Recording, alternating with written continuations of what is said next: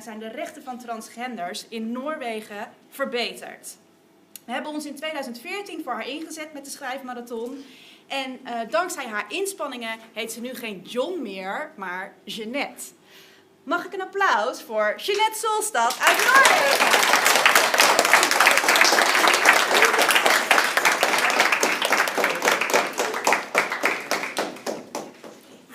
Hello everybody. Yes, you already know that my name is Jeanette John. Less than 1 year ago, I had my gender legally changed from male to female. This was made possible because of the recent changes in the Norwegian legislation. I'll give you a short summary by using some glimpse from my own life, which probably will make it a bit more easy to understand why the proper legislation for the transgender population is very important.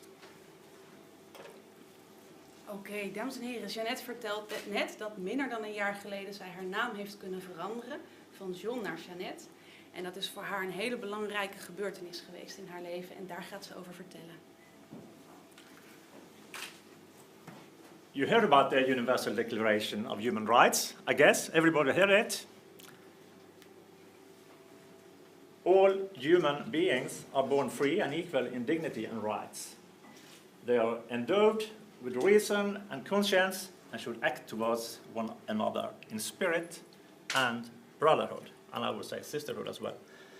Is this how people around the world are treating each other?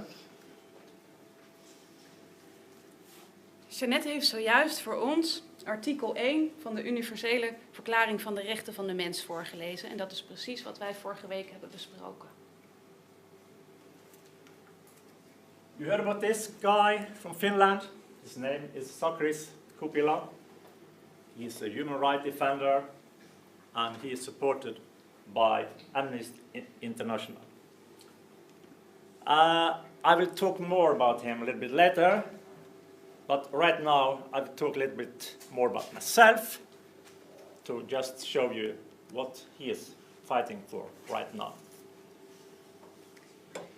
We zien op beeld het plaatje van Sakris. En Sakris is in zijn land, Finland, een voorvechter van mensenrechten. En daar gaat ze zo meteen meer over vertellen. Maar eerst vertelt ze nog een stukje over zichzelf. Is it a boy or is it a girl? That's the main question. I wouldn't know. It can't talk yet.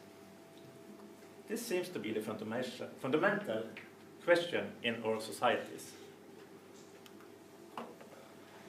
The same question was asked when I was born, and everybody thought that I was a boy, and I gave me the name John. Toen Jeanette geboren werd, toen werd ze gedoopt en kreeg ze de naam John. When I was 4 years old, I said to my parents, I want to change my name because I know that I am a girl. Surprise, surprise. I was denied. I don't like to wear this sailor suit. Let me wear a dress, please. But I was denied, and then my fight for recognition started. But it's sad to say, with a little progress in the following 55 years, it took a very long time. Toen Jeanette nog heel jong was, 4 jaar oud, toen wilde ze heel graag al een meisje zijn. En ze vond het pakje wat ze moest dragen, een zeemanspakje, stom. Ze wilde eigenlijk liever een jurk dragen, maar dat mocht niet. What is it like to be a transgender? Well, I was born with a male genitalia. I was assigned sex at birth as male. But I was born with a girl's brain inside my house, my head. I was a woman, a girl. And I demand to live as the woman that I am in my female gender expression. Ik werd geboren als jongetje. Ik zag er ook uit als een jongetje. En op mijn geboortecertificaat stond ook jongen. Maar ik wil leven als vrouw. En ik wil me kunnen laten zien als vrouw in het leven. Ik was geboren met meisjeshersenen. You heard about this legal gender. That's the society's official registration of your sex, your gender. In Norway, first and foremost, through the allocation of social security numbers. In Noorwegen, op je paspoort staat ook precies of je man of vrouw bent. Dat kun je in haar geval ook zien aan de F. En door het nummer wat je krijgt, PSN-nummer krijg je, en daarin kun je ook aflezen of iemand man of vrouw is. You're either female or male. That's a social construction. But it does not necessarily reflect your identity or gender identity. Gender identity sits in your head. It's your mental gender. Your perception of having a particular gender which may or may not correspond with the sex you were assigned at birth. Hoe je geboren wordt is niet altijd hetzelfde als hoe je je voelt. En dat heeft Jeanette net uitgelegd aan ons. I decided to stay behind bars for many years, fearing to show who I am. My own anxiety has been my greatest challenge. Because of no acceptance, neither from family nor from society, I decided to stay behind bars in my own prison. Yes, I had a key, but I did not use it until I was almost 60 years old. But living in the closet, that was nothing for me. So one day, I just jumped out like this.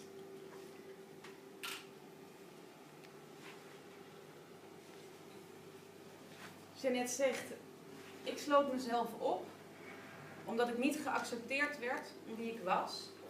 Ik had wel de sleutel in handen om mezelf weer vrij te krijgen, maar ik kon het heel lang niet. Totdat ik ongeveer 60 was. En toen heb ik besloten om uit de kast te komen. Dus ik sprong eruit. En ik begon echt met leven. One moment. There are some questions in the audience. So Okay. I'm going to ask them. Yeah, Okay? yeah. So, there's a question from Amber. Amber, wat wil jij vragen? Doen mensen raar als u vertelt dat u transgender bent? How do people react when you tell them that you are transgender? Very different. Some people react quite badly. They say, hey, people like me should be killed. Other people say, oh, you are brave. We love what you're doing. This is good. So other people, they don't react at all. They say, okay, that's good for me. I don't care. And so people react from both sides all the way on the line, you know. Some badly, some good. But most of the people say, it's good, fine. Go on fighting, yeah. So there's another question from Colin. Colin, is over there. What was it like being a boy while feeling like a girl? Yeah, I tell you what, it was quite frustrating. Because I all the time knew that I was a girl, but I was not allowed to be a girl. So to me it was quite a bad situation. And hardly, some days I didn't want to live. It was so bad. But I used my other talents to kind of survive. I played in a rock band after a while, and I played football, and I did other things, so it helped me to survive. But I had a shame, and I was afraid all the time to be revealed.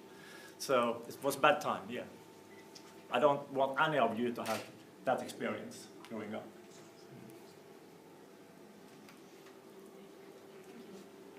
Yeah. All right, then I got my freedom, my liberty. So then I had to use it for something, right?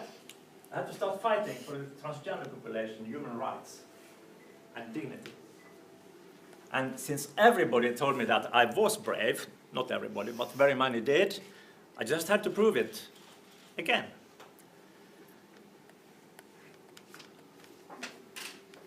Shall we take that first? Yeah. Anybody seen this person before? You don't know him? Nice guy, huh? Well, it's me, when I was 27 years old. A little bit surprising, huh? At that time, I was a submarine commander. I did what was expected from me. I lived as a man, and I had a man's job. Now, there also are some women who are submarine commanders, but not at that time. And I used this to get in contact with the media and telling them about the transgender situation. And not very surprisingly, I found it relatively easy to get the media to respond and to bite on my hook. Yeah. Jeanette legt uit dat ze deze foto heel graag gebruikt om te laten zien dat zij vroeger John was, 27 jaar oud op deze foto, en kapitein van een duikboot. En dat ze destijds een heel mannelijk beroep had en zich ook mannelijk kleedde en gedroeg. En dat het nu heel moeilijk is voor te stellen dat ze zich daar ook al echt vrouw voelde. En dat ze deze foto dus daarvoor gebruikt om te laten zien van ja jongens, hoe kan het gaan in het leven. Do you have any prejudices? The most common of them are to believe you don't have any. Prejudice means prejudgment that you make about somebody or something without having adequate knowledge. Prejudice may be based upon a number of factors such as sex, race, age, nationality, religion, sexual orientation, and gender expression. We hebben allemaal vooroordelen. Alleen zijn we ons daar niet altijd bewust van. Daarom legt Jeanette uit. Het meest bekende vooroordeel en het meest voorkomende vooroordeel wat we hebben is te geloven dat we geen vooroordelen hebben. Maar we hebben ze allemaal. En vaak gaan ze ook nog over onderwerpen als seksualiteit, religie, nationaliteit en hoe we eruit zien. And we also got social norms, unwritten rules, expected to be followed, very much seen as mandatory and normal. How you dress, manners, speech, and much more. The norms are all over its usual behavior and standards of how to behave in public. You also got your norms here in your school. I'm quite sure about that. We hebben overal sociale normen in het leven en ongeschreven regels. Die hebben we hier ook, gewoon in de klas. Ze gaan meestal over hoe we ons horen te gedragen en ja, wat we zouden moeten doen, vooral als we verschijnen onder andere mensen. I have to say, what was accepted yesterday might not be accepted tomorrow. And what is accepted in one social society is not accepted in another one. This is how it is in Europe, in most countries today, to be transgender. You have to accept, to get a legal gender recognition, that you are mentally ill in your head. You have to take hormones. If you are a boy, you take female hormones. If you are a girl, you take male hormones. And you have to be sterilized. And that is the same as castration. And in many countries, you also have to divorce if you don't have same-sex marriage. Do you know of any other minority like this in our Western democracies, treated like this? Well, there's still more work to be done.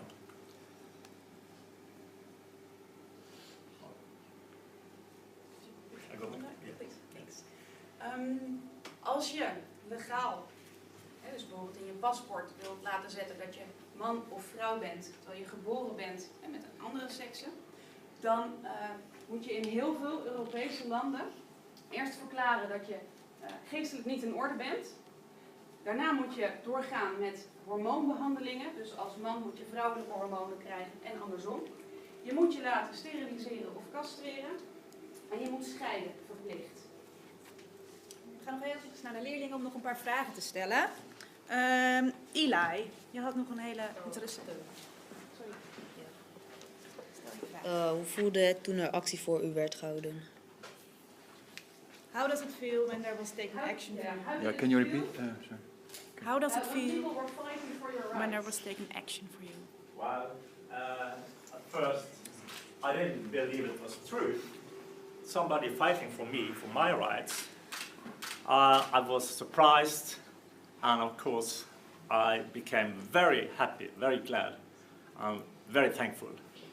And I almost cried. I did cry, yes, I cried from relief. And then I thought, we'll finally make it. We're gonna make it. We're gonna start this, and we're gonna make it. So it was great. Thank you. En dan nog, er is nog een vraag van Joyce en Tessa. Right, yeah, okay. What's your biggest dream at the moment? My biggest dream at the moment, I'll show you what my biggest dream at the moment is. Just a second. Is that everybody is respecting diversity. Because we are all different, but we all want to be seen as the one we are. If you oppress other people, if you discriminate someone, the result will be a fight and a battle. This we can see all around us every day. But if you respect other people, treat them with dignity, then other people will respect you and treat you the same way. This we also can see the results of every day. It's so simple to understand, but obviously so hard to fix. I think if everybody would understand this, there would be no more war. If everybody respect each other, then we will stop fighting, right? Yeah, that's my biggest dream.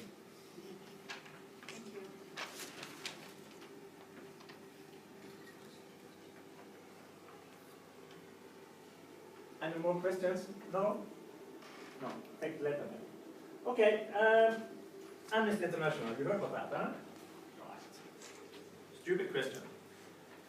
But why should the state decide who I am? Why is that the state's business? Well, in fact, that's what states are doing. They are deciding who people are. And Amnesty International, they say, this is inhuman treatment.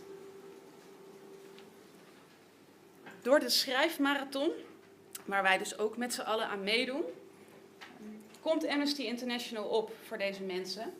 En als wij schrijven, dan is in een van de 3 casussen waar we voor schrijven, bereiken we een positieve verandering voor de mensen. So when Amnesty go in with our engine, great engine, this picture went all over the world. And I started to get emails. This is one of them.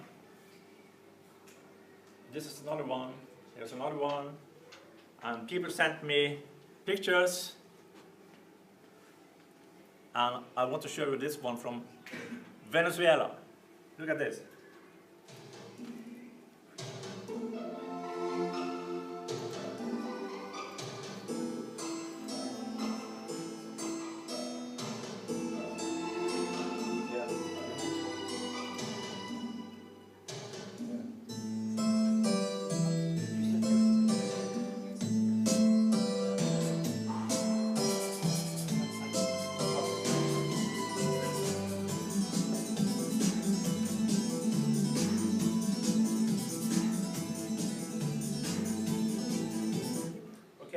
We're running out of time, so I dropped that one, but he wrote my name in Venezuela on his wall.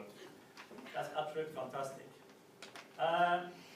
We have to go to Sakris and his case. And maybe you just read about it. Yeah. Ja, Sakris aan jullie uitleggen. Want we schrijven dit jaar ook voor Sakris. Sakris is net zoals Jeanette een transgenderactivist. Sakris is 21 jaar en hij werd als meisje geboren. Maar toen hij al een tiener was, wilde hij heel graag een jongen zijn. Dat wist hij toen al. En hij had het gevoel dat hij een jongen was in een meisjeslichaam. Omdat Sakris zeker wist dat hij een jongen wilde zijn, besloot hij een geslachtsverandering te ondergaan. En in Finland kan dat vanaf je 18e. Hij kreeg hormonen waardoor zijn lichaam mannelijk werd. En wat je dan ook nog moet doen in Finland is een operatie ondergaan. En dat wilde Sakris niet. Dus daar protesteert hij nu tegen. Want waarom zou je een gezond lichaam opereren? En Amnesty is het met hem eens. Hij is namelijk door zijn hormoonbehandeling al onvruchtbaar geworden. Dus hij wil de operatie niet ondergaan. Hij wil gewoon geaccepteerd worden als man zoals hij is. En daarom schrijven wij voor hem. En hebben we deze kaart laten maken. En deze gaat vanaf vandaag langs 10 scholen. Start vandaag bij jullie in Vlaardingen. En steunen wij Sakris met deze kaart. Dus ja, bedankt alvast daarvoor. Ook namens Sakris. Thank you, yes. Okay.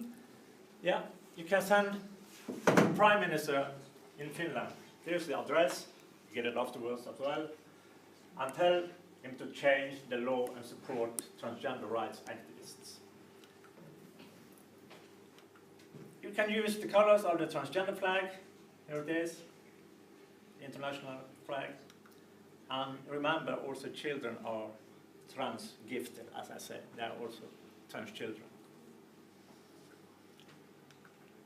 I was said, you're never going to make it. Look at this. Suddenly, I could fly. Together we will make it happen again, with the help of Amnesty and you.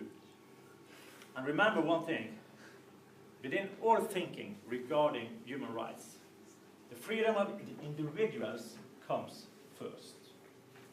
And well-functioning democratic, fair and equal societies is characterized by the existence of space for tolerance, openness, and by respecting diversity. Take that. Jeanette vertelt ons nog een keer hoe belangrijk het is om in vrijheid je beslissingen te kunnen maken. En dat we respect nodig hebben en vrijheid om dingen te bereiken. En zij bedankt in Amnesty International en ons alvast voor de actie die we ondernemen.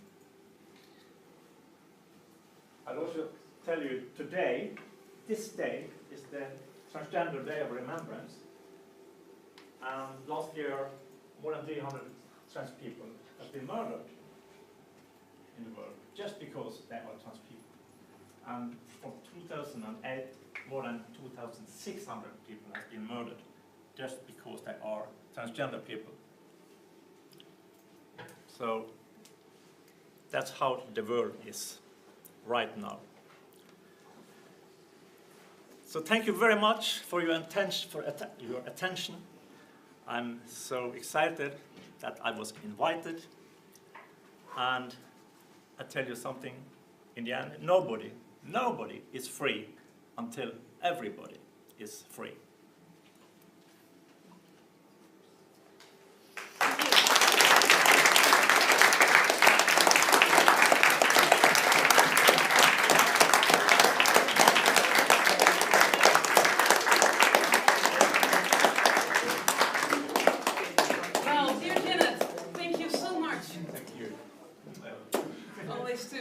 For sharing your touching story with us. Your candor and your passion are an inspiration to many communities in the world. So may your story continue. Thank you very much. Thank you so much.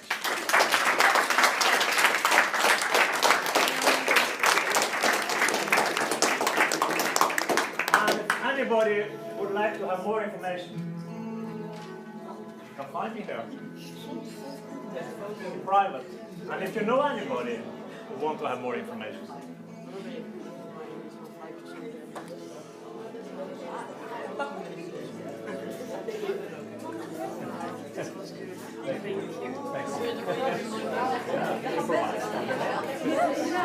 Thanks.